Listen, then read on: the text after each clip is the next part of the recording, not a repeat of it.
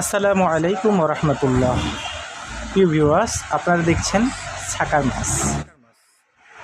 নদীতে বিভিন্ন জায়গায় আমরা দেখতে পাই।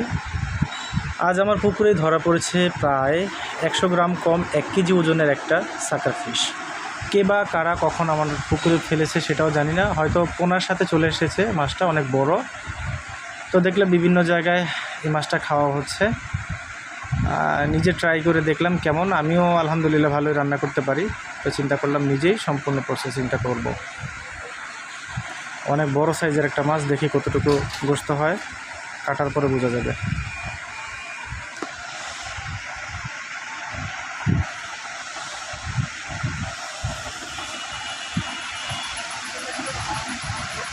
মাছটার চামড়া অনেক শক্ত, কাটার সময় সবাই একটু সাবধান, একটু শক্ত করে ধরে নিতে হবে। আর উপরের যেই কাঁটাগুলো আছে এগুলো একবারে ভালো করে চাচতে হবে। ভালো করে না চাচলে আপনার চামড়াটা সহজে ছেলা যাবে না। আমরা গরম পানি দিয়ে প্রসেসিংটা করব। পুরো ভিডিওর সাথে থাকুন। আমাদের চ্যানেলটি সাবস্ক্রাইব করবেন, এমন আরও অসংখ্য ভালো ভিডিও পাবেন।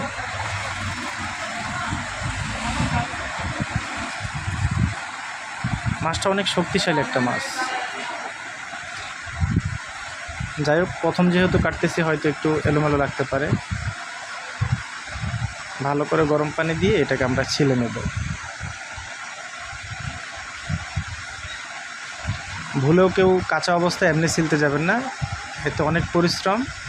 উপরের শির কাটাটা ভালো করে একবারে চেঁচে নিতে হবে, কাইটে ফেলতে হবে। কাটার পরে সহজেই মাছটা ছিলা যাবে। যা চিন্তা করলাম, এভাবে ছিলতে গেলে মাছটা অনেক পরিশ্রম মনে হবে কাটতে, এই জন্য অনেকে এটা খাবে না। এতে সহজেই ছেলা যায়, চিন্তা করে দেখলাম এটাই।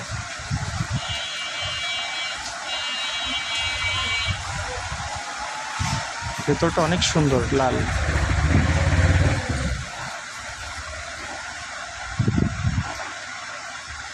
প্রায় 700 গ্রামের মতো মাছ হয়েছে। মাছে তো ভালোই আয় হয়, যেতটুকু বুঝতে পারলাম।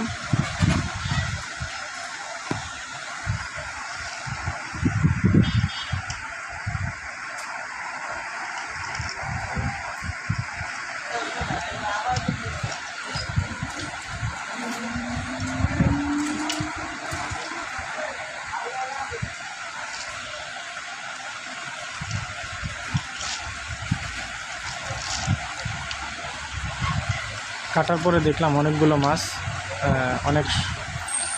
অনেকটা মাংসের মতো মনে হচ্ছে, যে খাসির মাংসের মতো মনে হচ্ছে। কালারটা খুবই সুন্দর। ডিম হয়েছে মাছটাতে, অনেক বড় ডিম হয়েছে, দুইটা।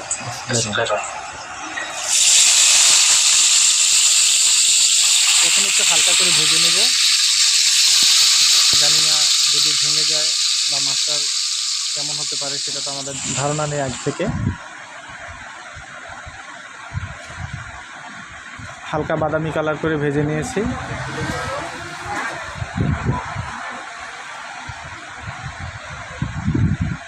আপনারা যে কোনো মাছের মধ্যে রান্না করতে পারেন, তবে এটা একটু আদা দিয়ে রসুনের পরিমাণটা একটু বেশি দিলে রান্নাটা একটু বেশি ভালো হবে, এটা আমার মতামত।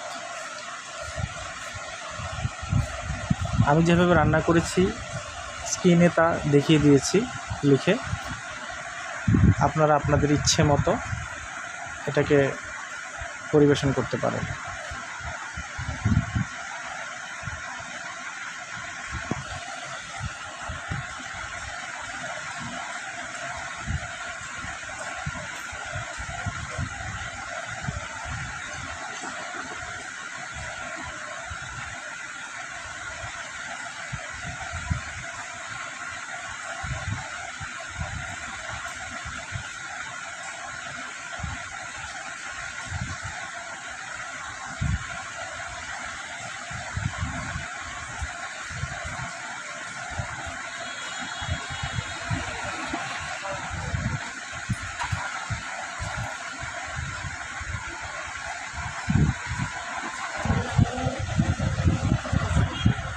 সাতশো গ্রাম মাছ রান্না করতে যতটুকু পরিমাণের হলুদ, মরিচের গুঁড়ো যতটুকু প্রয়োজন হয় আমরা ততটুকু দিয়ে দিয়েছি।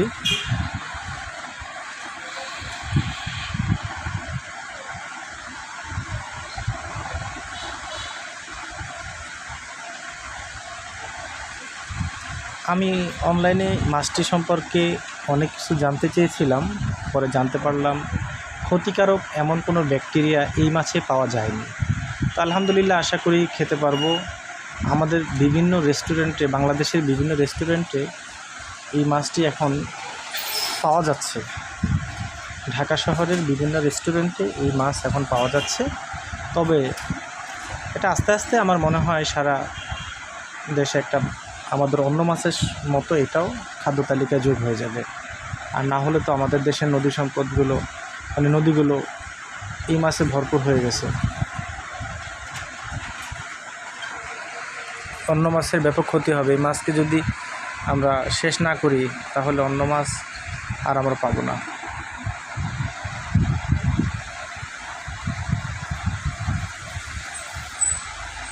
ভিডিওটি ভালো লাগলে অবশ্যই সাপোর্ট করবেন, একটা লাইক দিবেন,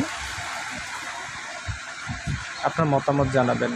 ভুল হতেই পারে, ক্ষমার দৃষ্টিতে দেখবেন। আবার বলছি, রান্না শেখাচ্ছি না। রান্না হলো একটা শিল্প, যে যার মতো করে করতে পারে। সবার রান্না এক হয় না। আমি যতটুকু পেরেছি ততটুকুই।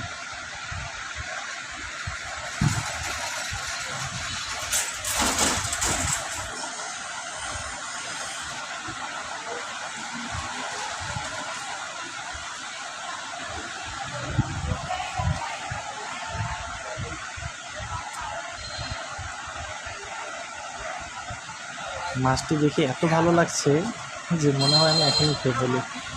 আসলে মানে দেখতে খুব ভালো লাগছে। এবার খেয়ে দেখার পালা, আসলে কেমন হয়। আমার কষ্ট বিফলে যাবে কিনা সেটা জানি না।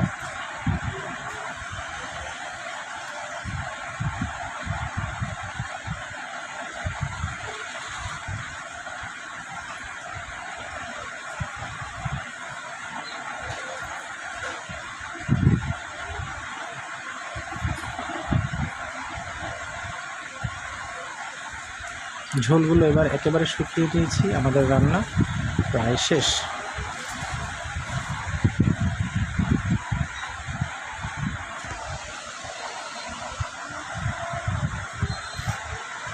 আলহামদুলিল্লাহ, মাছের স্বাদ অতুলনীয়। অনেক মজাদার একটা মাছ। আমার কাছে ভালো লেগেছে, জানি না কার কাছে কেমন লাগে। খুবই ভালো, অনেকটা বড় বাইন মাছ অথবা বড় ধরনের মাছের মতো স্বাদ।